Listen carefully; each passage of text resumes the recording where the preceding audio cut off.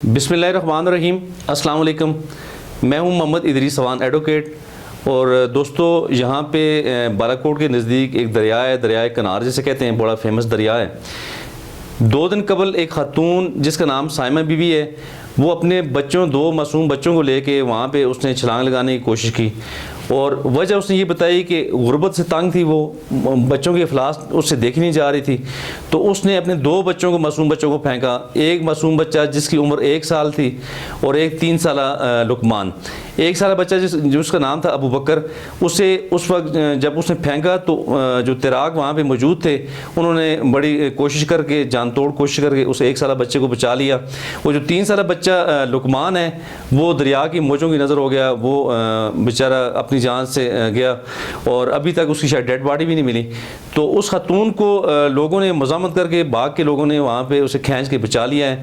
بہرحال ایک طرف ہم دیکھیں تو جو غربت ہے اس ملک میں بہت زیادہ ہے، لیکن اس میں اس خاتون کا یہ کہنا ہے کہ اس کا 1 سال قبل اس کا خاوند فوت ہوا تھا۔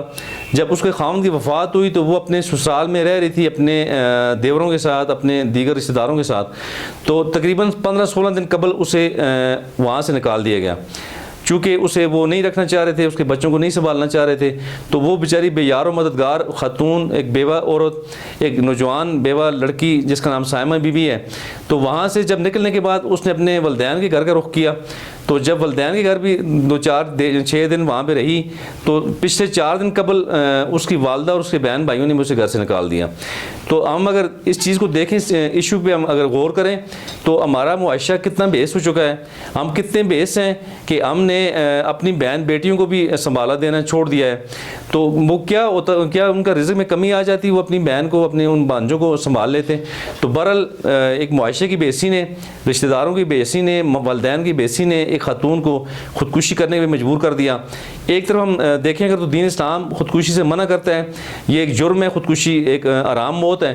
تو دوسری طرف اگر دیکھیں ہم سوسائٹی کی بے حسی کو، تو ہمارا معاشرہ کس طرف جا رہا ہے، ہم کیا کر رہے ہیں، ہمیں دین کی سمجھ بوجھ بھی نہیں ہے، ہمیں نہ تو کوئی دنیاوی ضابطوں کا پتہ ہے، اور نہ ہی دین کی سمجھ بوجھ ہم حاصل کرنا چاہ رہے ہیں۔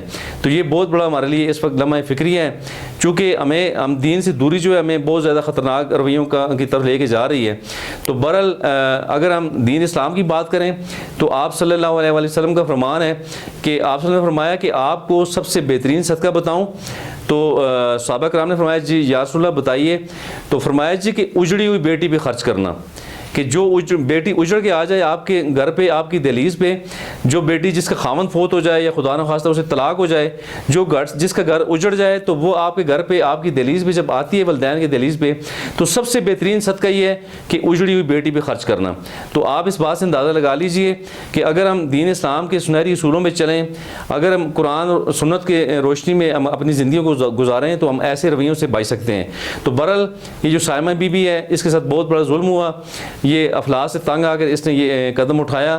لیکن ہرگز میں سائمہ بی بی سے بھی یہ کہوں گا کہ آپ زندگی سے ہمت نہ ہاریں، آپ اپنی ہمت کو قائم رکھیں، اور آپ مایوس نہ ہوں۔ اللہ تعالیٰ ہے مدد کرنے والے۔ تو غربت، افلاس جو ہے اللہ کی طرف سے ہے، یہ وقتی ہے، اللہ تعالیٰ اس پہ آپ کی مدد کرتے ہیں، اور کوئی بھی شخص بھوکا نہیں سوتا۔ تو اللہ تعالیٰ اپنے بندوں سے رزق کا وعدہ کیا ہوا ہے، اور رزق پہنچائیں گے انشاءاللہ۔